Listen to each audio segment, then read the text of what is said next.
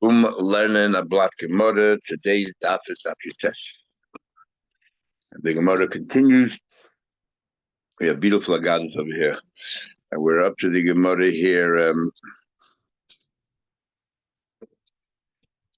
Right here. We're continuing the first Pedic in Tehillim. We're explaining the pasuk about Moshe Leitzim Lo Yoshev, and we went through all that yesterday. And now the next pasuk says Kiim, about 20 lines from the top of the page. Kiim, but rather b'teiras Hashem chavtzei. But rather, what we want is that the Torah Hashem should be your desire. He says over here, what do you mean b'teiras Hashem chavtzei?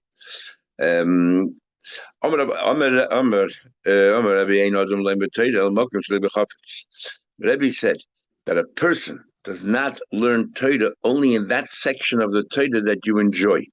The part that you enjoy, that's the part that you will learn well, you'll be successful. And Rashi goes further, that a teacher should not force the student to learn a subject he doesn't want to learn. Because he'll understand much better that what he enjoys. It says, that the Torah of Hashem is an object, but rather it says cheftzoi, your personal desire. So the Gemara tells a story. Levi ended up Shimon ben Rebbe. Levi and Rebbe's son of Shimon. Yasvikam ended up except for Rebbe. The Kaposka Sidre, and they were learning Chumash. Shalik Sefer. They finished the Sefer, and they wanted to change the subject. Levi on Malaisil and Mishlei. Let's learn Mishlei from Tanakh. And Shimon Rebbe on Malaisil and Tillim. Let's learn Tehillim. Kafir Levi. So Shimon Rebbe's son had a little in, and he forced Levi by Tillim. They brought Tillim. Kimotu. When it came to this pasuk, which actually is only the second pasuk in Tehillim, Hashem Chavtzei Podish Rebbe explained, it's only from where you want. Levi said, Rebbe, Nasata lead is Lama. You just gave permission to walk out because I don't enjoy Tehillim. I'd rather learn Mishlei. So we all have to be forced to learn. That's right. They enjoyed it. So what have you learned Daf Yomi and certain Masechtas you don't enjoy? Anybody learns Torah, the Abish will take care of all your personal needs. Why Hashem says, Hashem, if you learn the Torah Hashem, Hashem will do what you want in your ordinary life. A person should learn Torah, so Rabbi saying a new thing. Not only the subject, but also the place, the venue. You should learn Torah in the venue where you want to learn.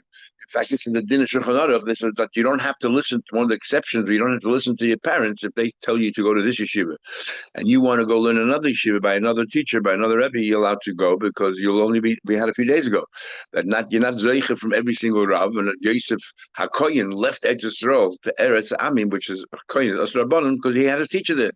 And you can't, certain teachers you're very successful with, and certain teachers you're not very successful with. Shenemar says, Ki b'soidas Hashem cheftzai. The Torah of Hashem is your desire. Now, fascinating Radvaz. There's a Radvaz, Shuvah Tov Kuf Yud, and if I remember correctly, I just remember similar. I think Kuflan Aleph in Mishabur brings part of this Shuvah down. This controversy that we have today, as to you have a large shul, and then you have these little shuls inside the large shul where they take away 20, 30 people from the large shul. So instead of having 200 people in the large shul, you only have 100. So you have all these little satellite minyanim in different rooms. And the people in the large shul are complaining. They say, everyone should join together and be in one shul. But Rav Am Hadas Melech. And the people in the little shuls, they say, it's much more intimate and much more hamish, and we enjoy it better. Who's right? And this is an ongoing machlekes in big shuls around the world. Ad Hayoim. Radvaz was asked this question over 500 years ago.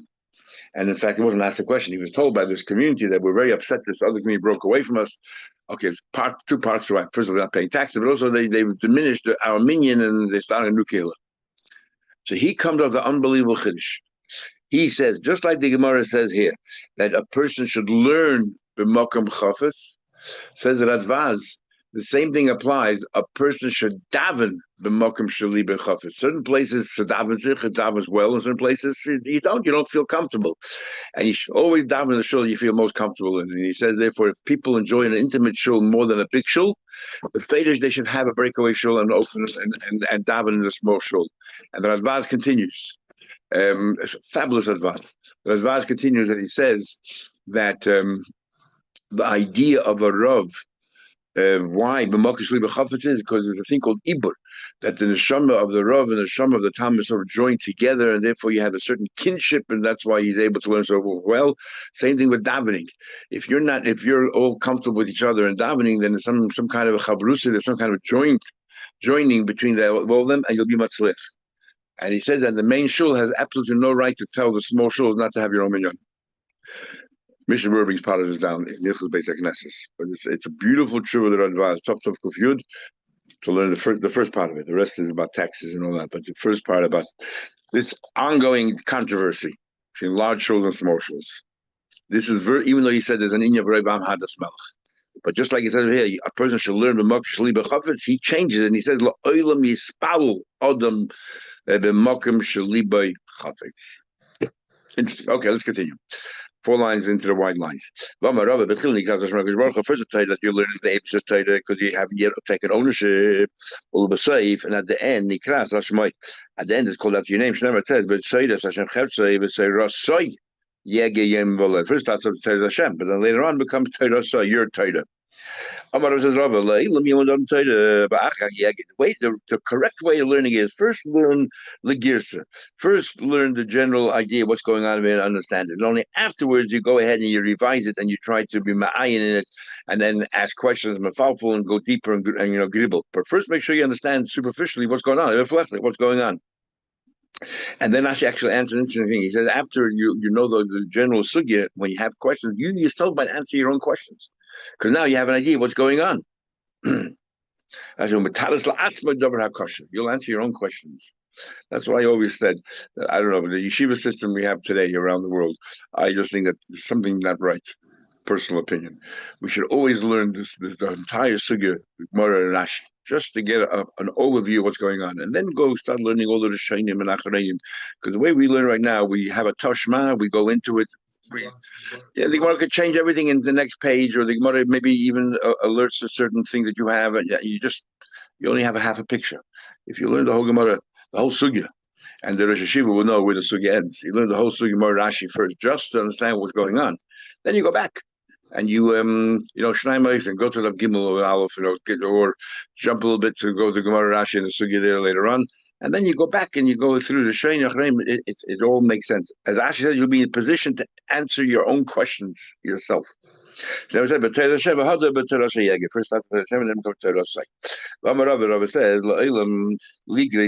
a person should break down. This is like Brit, a grit. What do we call it? When you break down wheat into 2 or 3 or 4 gisin.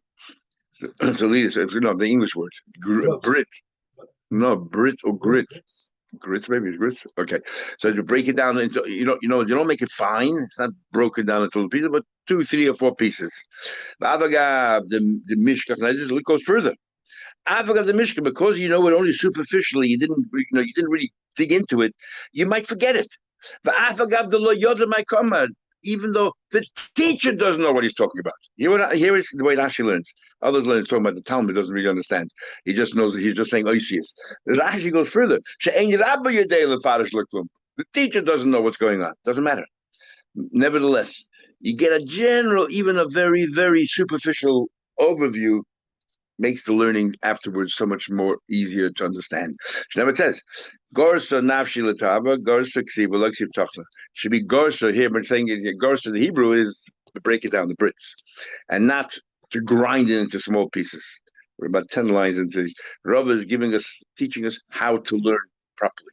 First Legirsa, then Liyuna, and even though you don't fully understand it when you do Legirsa, but that's the way to do it, and then afterwards you do Liyuna, and you'll understand it much better. You can answer your own questions. Ksiva says, it says, it says, on the wings. I said the Torah talk about on the wings over on top. On the seat over on top. B'tchila al gapi in the beginning, in al gapi like wings that you're moving around. You're not in one place. Or the safe al kisei, and the end you're in a permanent place. Or Rashi has a few pshat there. One pshat Rashi is that first you start off without any talmidim, you're learning on your own. That's al gapi in my wing, and then afterwards, and Rashi says worse from gapi yove begapi yetze, nothing. Then afterwards you come to Rebbe and you have talmidim. Ksiv is you're way on top. Says that means you're far away from everybody. You're removed. Ksiv you're on the road. Everybody can see you. How's it work? In the beginning, you're on top. You're away. You don't have any time meeting. You're on your own. And later on, you teach others because once you know how to learn, you teach others on the road. It says in one pasuk, should say you should drink water from your pit, which eventually dries up. And then it says, that you should run out from your spring, as if to say it never ends.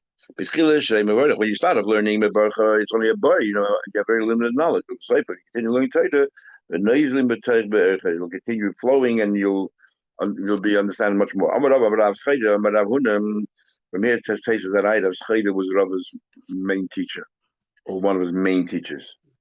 How do they get to mention in Shas? How can you see? It brings down a few places we have them. It's on the posting. Your fameg and your estate is mehevel from nothing. You might get smaller, but the koivitz ayad, if you do by hand slowly but surely, you will add. What does that mean? If you chap like hazel you eat, you try to accumulate as much knowledge as possible. You just pile up. It's my, but you don't really understand anything. Then what happens is you know less and less. If you go slowly, methodically, you learn each sugya properly, then you'll add on. And in fact, Rabbanan know this of the Avriel. And they're not listening to this advice. They're over on it. They're learning as much, they're chapping as much as they can. Again, in those days, nothing was written. You only had teachers, so they wanted to chaperon. They had a teacher. Because who knows, tomorrow the teacher will still be around. So they want to learn as much as possible. And afterwards, on their own leisure, they will learn it through. That was the cheshbon l'chayda. I followed this advice of Rav Huna, and it worked. I did slowly, methodically, and it worked. And Taisa says, I'm not avidate, not I'm not kiyamte, because it's not a mitzvah. He's just giving you good advice how to learn properly to retain the memory and understand it. But she's being afraid about his life. I see, but it says a pasuk, lo yachroich, you don't roast. Miya tzedai, of a cunning person tzedai, what his trappings. Now the word yachrich is made of two words, yichya and yarich. So the first type is lo yichya v'lo yarich yami. A person will not live, nor will he have a long life. Sayid haramai, the guy who is cunning and he tries to pretend as if he's a big Talmud Chacham when in fact he isn't, because he tries to learn. I'll show he has ideas everywhere, but really he doesn't know anything. He's not ma'odef and kol cool. Rav Sheisha says that.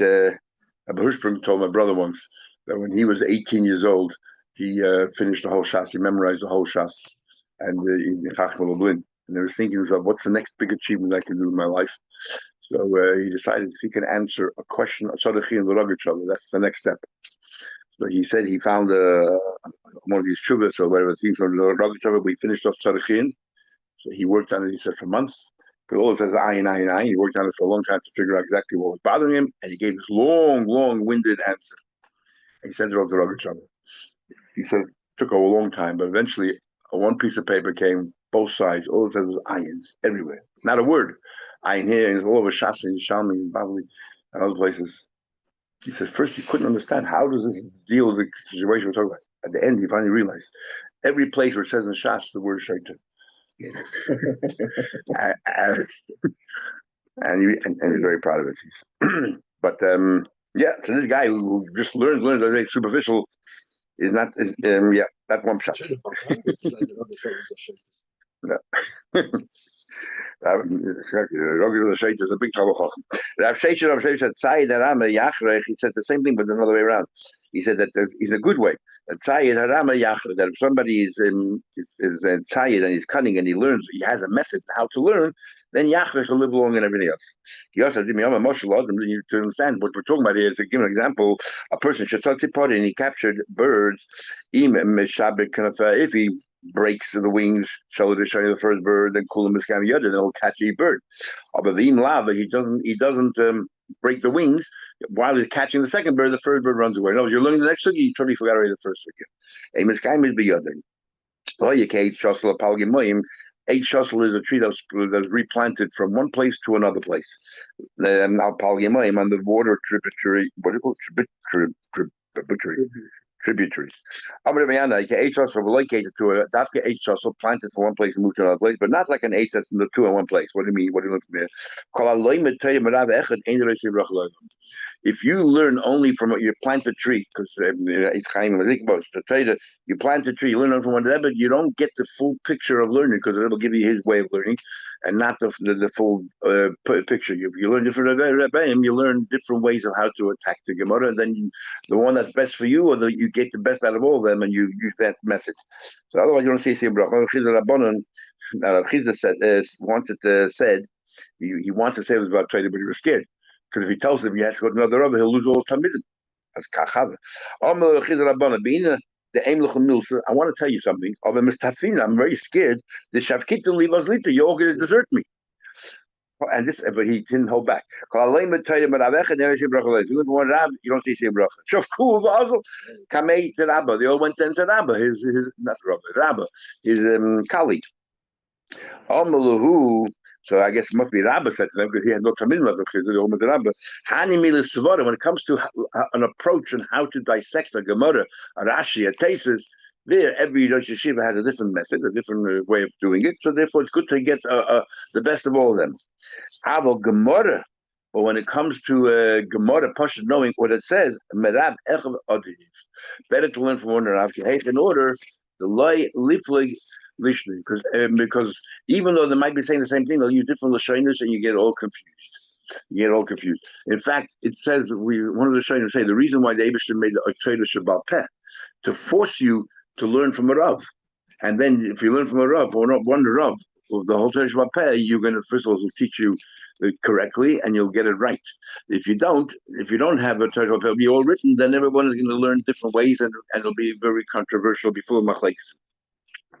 The same over here. To learn, we had Gemara. The mayor learned from Bishmol Abakiba. One of them he learned like all the text and everything else. Another one he learned how to go deeper.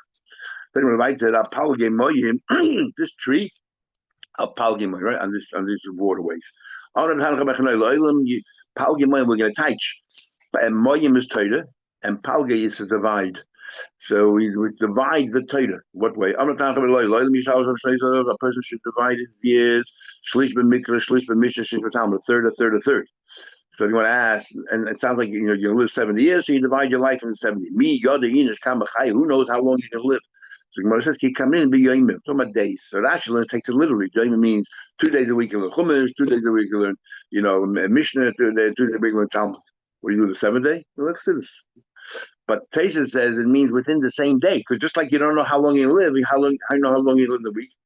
I guess actually it's not for 1 week if you get the cheshbon wrong, it's not the end of the world. But Tesa learns within a day you're supposed to do all 3. And then the main Tam says today we learn Talmud Bavli, it's all bowl, they're all there, so therefore it's all good enough. Which clearly means that going to be Tam, it doesn't have to be literally a third, even though some of the training learn it has to be literally a third. Because in the Gemara you learn, some Gemara you never learn a pasuk of Chumash at all. It doesn't have to be exactly a third. And then that's why the structure of davening is you have the Eiz and Mekayman, and then you have a Bishmol Aim. And Bishmol Aim is considered the Gemara, even though Bishmol is a Tana as well. And yet we say that's you have Mishnah, Eiz and Mekayman, you have Torah the Kabbalah, so you have Mishnah, the Eiz and Mekayman, and the Gemara is a Bishmol. Interesting. And what do you call it? Why is it Mekayman? Because there's no machlekes. That's why we showed it Mekayman.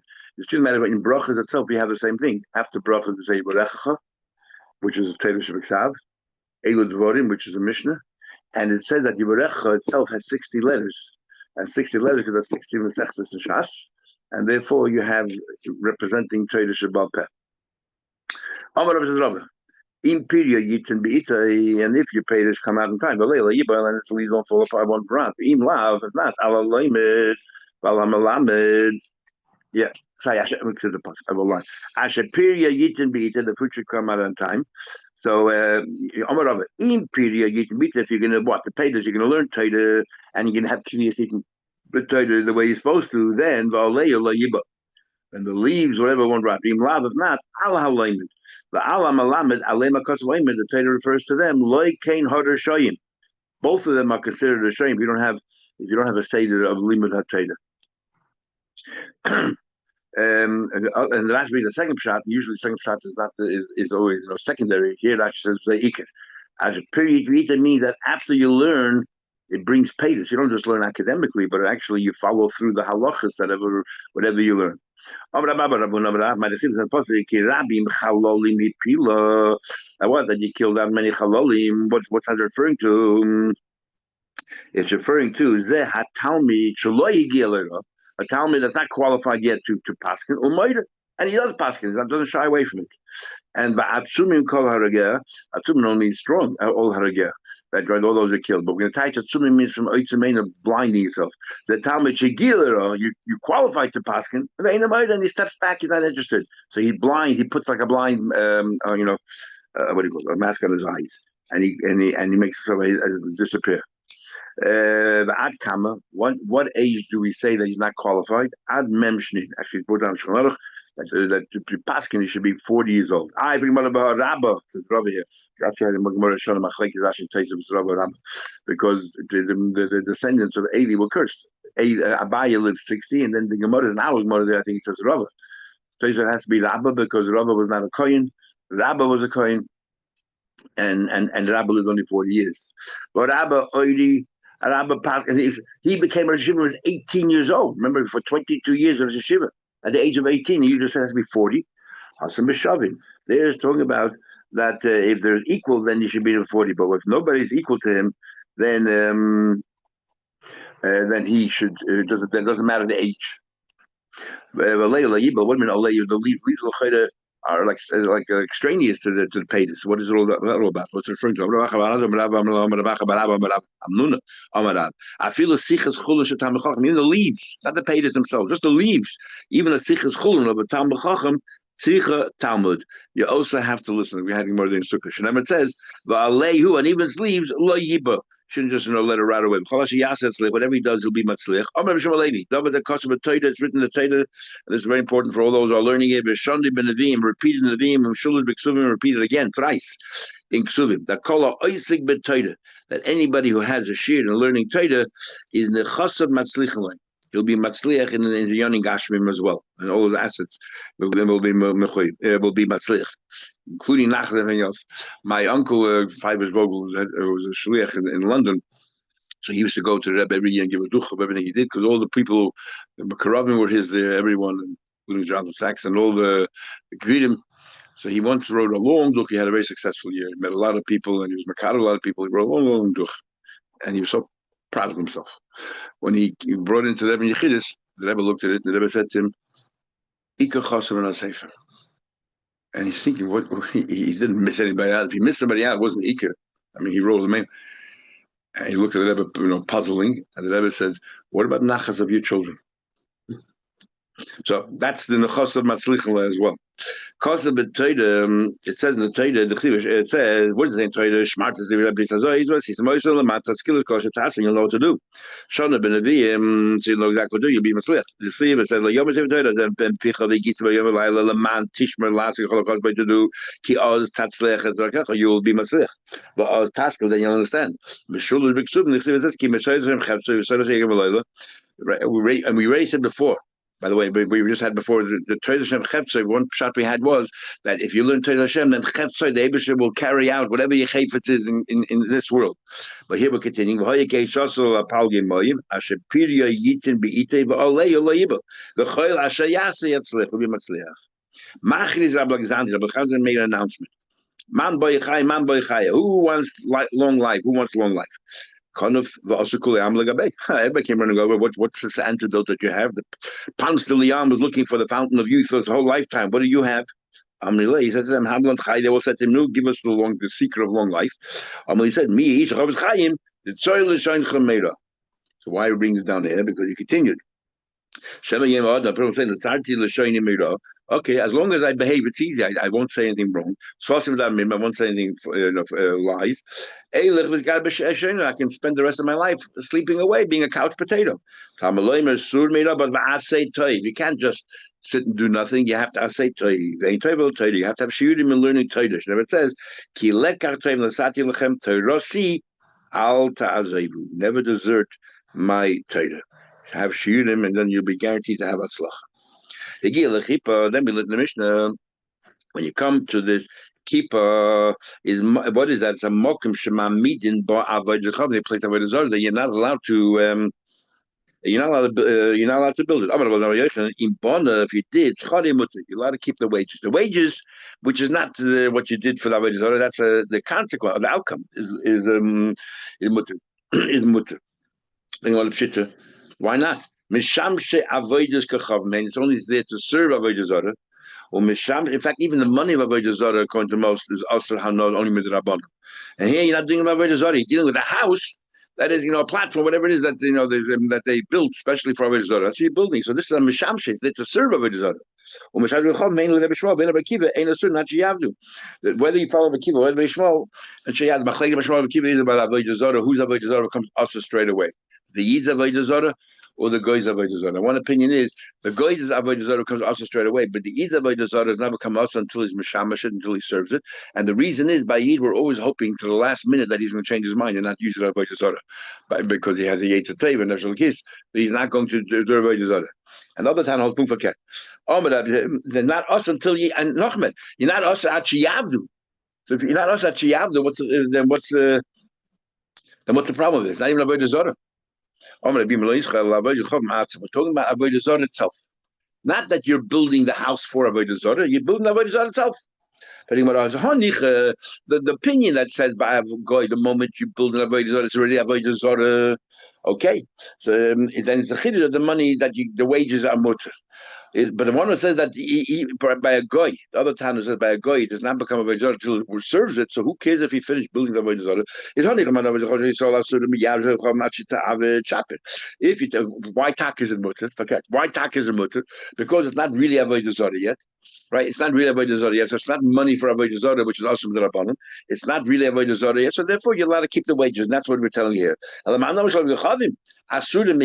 you tell me that the moment you've completed the construction of it, it's already avodah zarah, and it's also, then why tak you allowed to keep the wages? What's the pashtal swat is there? Why can't you keep the wages?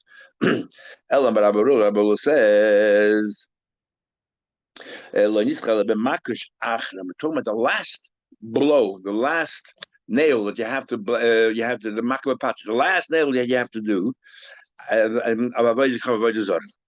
Now, if you hold that, remember we had a machlekes a few places. If schidus is mitchila v'atzoif or schidus is always at the end.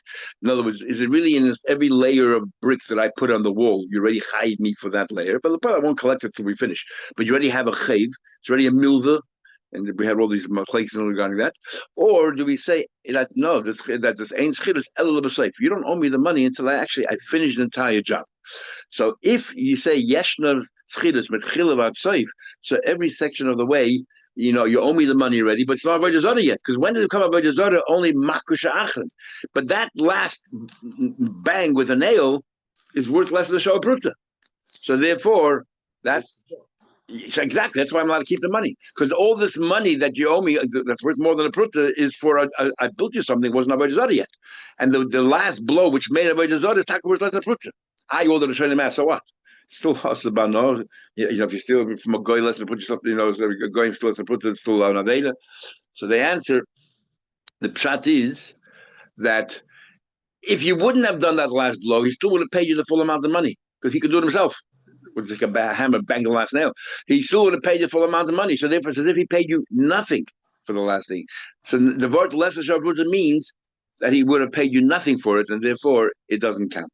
So the Gemara says, Man could go to like Mamlocha. What makes Avodah Zarah? Only when you complete the job. Famous having Mamlocha. When is it? Does Mamlocha Makoshach the last blow? Makoshach Lesbo Shava Pruta. It doesn't have a Shava Pruta. Almokasova. The only way to understand that is if you follow the view. Yeshna Litzchidas Mitchilavat Site. It's Chidas from beginning to end. So the Mishnah ain't no Tachshit no Vegachav. You mean not allowed to make any of these ornaments for Avodah Zarah. Katloyes or necklace. To hang around drape. You know the Avodah Zarah.